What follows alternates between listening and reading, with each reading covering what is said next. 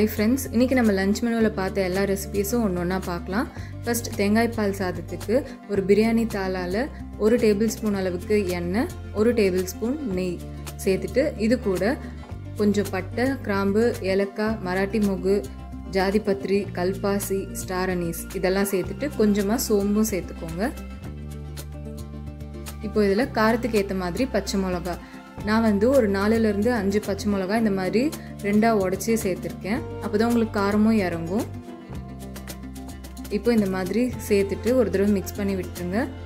அதுக்கப்புறமா இதில் சின்ன சின்னதாக கட் பண்ண வெங்காயம் நான் வந்து சின்ன வெங்காயம் சேர்த்துருக்கேன். கொஞ்சம் வந்து ஸ்ப்ரிங் ஆனியனும் சேர்த்துருக்கேன். அது வந்து ஒரு நல்ல ஃப்ளேவர் கொடுக்கும்.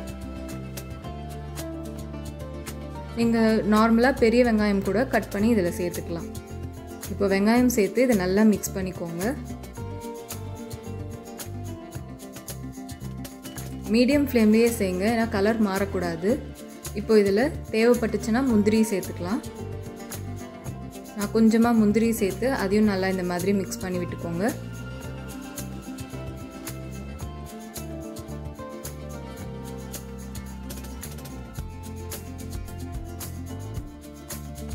இப்போ இதில் கொஞ்சமாக புதினா சேர்த்துட்டு 1 டேபிள் ஸ்பூன் அளவுக்கு இஞ்சி பூண்டு பேஸ்ட் சேர்த்து நல்லா மிக்ஸ் பண்ணிக்கோங்க. இஞ்சி பூண்டு போட்டாலே வந்து கீழே அடி பிடிக்கிற மாதிரி வரும். பிடிக்காத அளவுக்கு கொஞ்சம் நல்லா கலந்து விட்டுட்டே இருங்க. அடி பிடிச்சிச்சுன்னா கலர் மாறிடும், அப்புறம் பார்க்க நல்லா இருக்காது. அதனால் கைவிடாமல் கொஞ்சம் நேரம் கலந்து விட்டுட்டே இருக்கலாம்.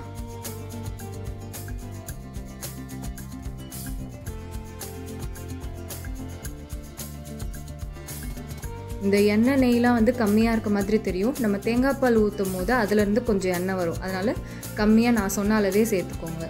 இப்போ இதில் தேவையான அளவு உப்பு சேர்த்து நல்லா மிக்ஸ் பண்ணிக்கலாம். இந்த வெங்காயமும் வதங்கும், அதே நேரத்தில் உப்பு வந்து கரெக்டாக இருக்கும்.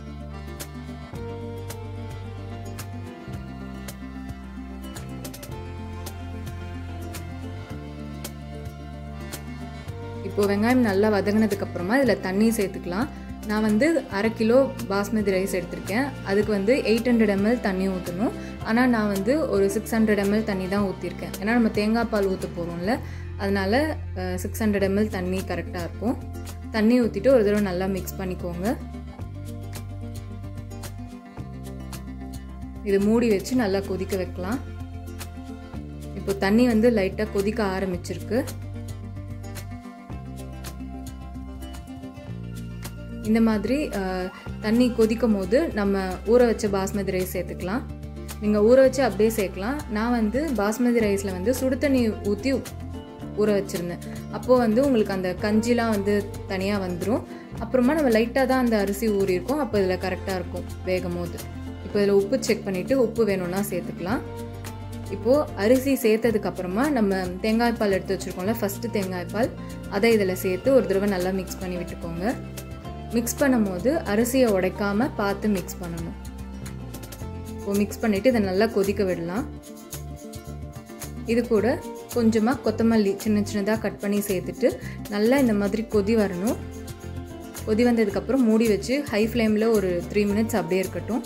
இப்போ மிக்ஸ் பண்ணி பாருங்கள், அந்த சாதமும் தண்ணியும் ஒரே அளவாக இருக்குது, இந்த அரிசியும் தண்ணியும். இந்த டைம் போது நம்ம மூடி வச்சுட்டு மேலே ஒரு வெயிட் வச்சு 5 மினிட்ஸ் லோ ஃப்ளேமில் வைங்க. ஆஃப் பண்ணதுக்கப்புறமா ஒரு 10 மினிட்ஸ் அப்படியே விட்டுருங்க. அப்போ உங்களுக்கு கரெக்டாக இருக்கும், அடி பிடிக்காது. இப்போ ஆஃப் பண்ணி 10 மினிட்ஸ் ஆயிடுச்சு. இப்போ ஓப்பன் பண்ணி காட்டுறேன் பாருங்கள். சூப்பராக நல்லா ஒயிட் கலரில் தேங்காய் பால் சாதம் ரெடி ஆகிடுச்சு. ஓப்பன் பண்ணதுக்கப்புறமா 1 ஸ்பூன் நெய் மேலே ஊற்றிட்டு நம்ம மிக்ஸ் பண்ணலாம். செக் பண்ணுறதுக்கு இந்த மாதிரி சைடில் கரண்டி விட்டு பார்த்தீங்கன்னா தண்ணி இருக்கா இல்லையா தெரிஞ்சிடும். இப்போது சூப்பராக ரெடி ஆகிடுச்சு. இது ஆற ஆற பலப்பலன்னு ஆகிடும். இப்போ வந்து இப்படி தான் இருக்கும். லைட்டாக கொஞ்சம் ஆறினோன்னா நம்மளுக்கு சூப்பராக பலப்பலன்னு தேங்காய் பால் சாதம் ரெடி ஆகிடுச்சு. ரொம்பவே டேஸ்ட்டாக இருக்கும். கண்டிப்பாக நீங்கள் ட்ரை பண்ணி பாருங்கள்.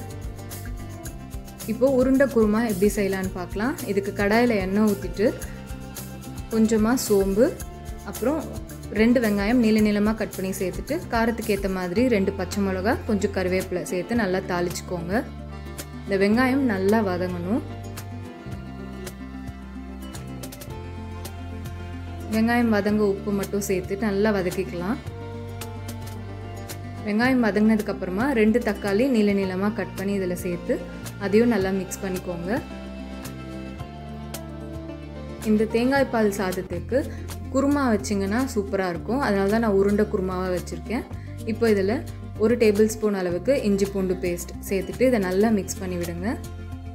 அந்த தக்காளி வந்து நல்லா மசிஞ்சிடணும், அந்த அளவுக்கு நம்ம வதக்கிக்கணும். அதே நேரத்தில் இஞ்சி பூண்டோட பச்சை வாசனையும் போகணும்.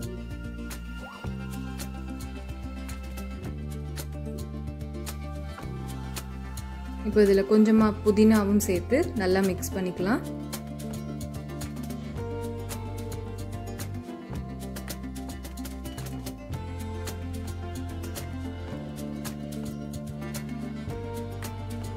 இப்போ இதில் கொஞ்சமாக மஞ்சள்தூள், காரத்துக்கு ஏற்ற மாதிரி மிளகாய் தூள் சேர்த்துக்கோங்க. நான் வந்து 2லேருந்து 2.5 ஸ்பூன் அளவுக்கு சேர்த்துருக்கேன். ஏன்னா நம்ம தேங்காயெலாம் அரைச்சி ஊற்ற போகிறோம், அதனால் கொஞ்சம் காரம் ஜாஸ்தியாகவே வச்சுக்கோங்க. இப்போ இதை நல்லா நம்ம மிக்ஸ் பண்ணிடலாம்.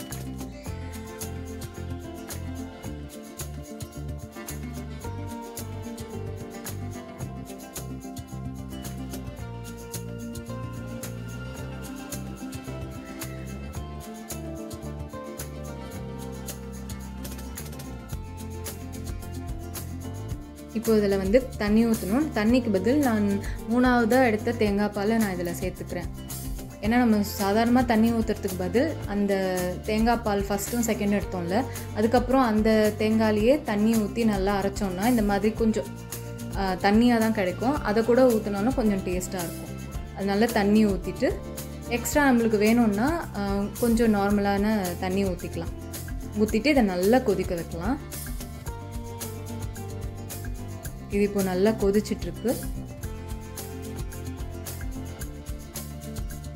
இப்போ இதை மூடி வச்சு கொஞ்சம் கொதிக்க விடலாம். அது நல்லா கொதிக்கிறதுக்குள்ளே நம்ம உருண்டை ரெடி பண்ணிடலாம். அதுக்கு எண்ணெய் சூடு ஆச்சு. இப்போ வந்து மாவு ரெடி பண்ணிவிட்டு ஒரு உருண்டையாக எடுத்து பொரித்து எடுக்க வேண்டியது தான். இந்த உருண்டைக்கு என்னென்ன போட்டோம் அப்படின்னா, ஊற வச்ச கடலைப்பருப்பு, கொஞ்சம் வெங்காயம், பச்சை மிளகா, புதினா, கொஞ்சம் சோம்பு, இஞ்சி,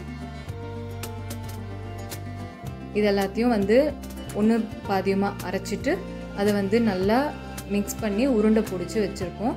அதை தான் வந்து எண்ணெயில் எந்த சைஸ் உருண்டை வேணுமோ அந்த மாதிரி உருட்டி நம்ம எண்ணெயில் போட்டு ஃப்ரை பண்ணி எடுத்து வச்சுக்கலாம்.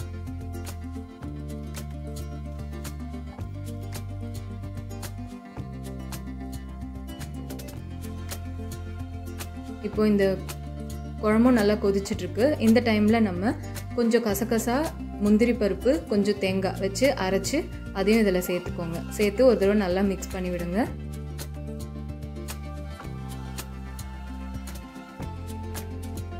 இந்த டைமில் உப்பு பார்த்துட்டு உப்பு வேணும்னா சேர்க்கலாம். நம்ம உருண்டையிலையும் கொஞ்சம் உப்பு போட்டு அரைச்சிருப்போம், அப்போது இதில் கொஞ்சம் பார்த்து சேர்த்துக்கணும். இப்போது இந்த பக்கம் உருண்டை நல்லாவே கலர் அழகாக சேஞ்ச் ஆகி வந்திருக்கு. இதை வந்து எண்ணெயிலேருந்து வடிகட்டி எடுத்து வச்சுக்கலாம். இதே மாதிரி நம்ம செஞ்ச மாவுலெல்லாம் உருண்டை ரெடி பண்ணிக்கலாம். இப்போ இந்த பக்கம் அந்த தேங்காய், கசகசா, முந்திரி அரைச்சி ஊற்றணும்ல, அதுவும் நல்லா கொதிச்சு வந்துருச்சு. இப்போ நம்ம ஃபஸ்ட்டு பால் எடுத்தோம்ல, தேங்காய் பால், அதை இதில் சேர்த்து ஒரு தடவை நல்லா மிக்ஸ் பண்ணி விட்டுக்கோங்க. இப்போது அது நல்லா கொதிச்சிச்சு. ஒரு 3 மினிட்ஸ் கொதிச்சா போதும். இப்போ நம்ம வறுத்து எடுத்து வச்ச அந்த உருண்டை எல்லாத்தையுமே இந்த குழம்புல சேர்த்துடலாம். ரொம்பவே சூப்பராக இருக்கும். கண்டிப்பாக நீங்கள் வீட்டில் ட்ரை பண்ணி பாருங்கள். இது வந்து வத்த குழம்பு மாதிரி வச்சுட்டும் உருண்டை போட்டு செய்வாங்க. நம்ம தேங்காய் பால் சாதம் அப்படின்றதுனால குருமா இருந்துச்சுன்னா நல்லாயிருக்கும்னு சொல்லி நாங்கள் இப்படி வச்சோம். இப்போது எல்லா உருண்டையும் போட்டாச்சு. இப்போ இது ஒரு தடவை நல்லா மிக்ஸ் பண்ணி விட்டுடலாம். ரொம்ப போட்டு உடைச்ச மாதிரி மிக்ஸ் பண்ணக்கூடாது. ஜஸ்ட் இந்த மாதிரி அழுத்தி விட்டால் போதும். இது செஞ்சுட்டு ஒரு 1/2 hour கழித்து நம்ம சாப்பிட்டோம் அப்படின்னா நல்லா அந்த உருண்டை ஃபுல்லாக அந்த குருமா உள்ளே போயிட்டு நல்லா சூப்பராக இருக்கும். இப்போ இது ஒரு 5 minutes நல்லா கொதிக்க விடலாம். இந்த மாதிரி கொதிக்கும் போது கொஞ்சமாக கொத்தமல்லி சேர்த்துட்டு 1 ஸ்பூன் அளவுக்கு கரம் மசாலா இல்லை மட்டன் மசாலா, அந்த மாதிரி உங்ககிட்ட எந்த மசாலா இருக்கோ அதை போட்டு நல்லா மிக்ஸ் பண்ணி விடுங்க. நான் வந்து இன்றைக்கி கரம் மசாலா சேர்த்துருக்கேன்.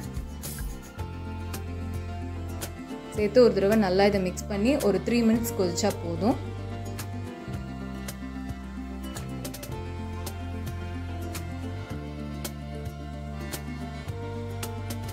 இதை நல்லா மிக்ஸ் பண்ணி விடுங்க. ஒரு 3 மினிட்ஸ் நல்லா கொதிக்கட்டும்.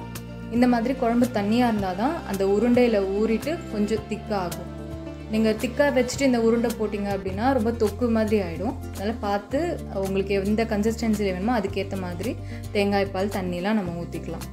இப்போ இது லாஸ்ட்டில் கொத்தமல்லி தூவி இறக்குனா நம்மளோட உருண்டை குருமா சூப்பராக ரெடி ஆகிடும். லஞ்ச் மெனு ரெடி ஆகிடுச்சு. தேங்காய் பால் சாதம், உருண்டை குருமா, மீல் மேக்கர் சுக்கா. கண்டிப்பாக நீங்கள் வீட்டில் ட்ரை பண்ணி பாருங்கள். லைக் பண்ணுங்கள், சப்ஸ்கிரைப் பண்ணுங்கள்.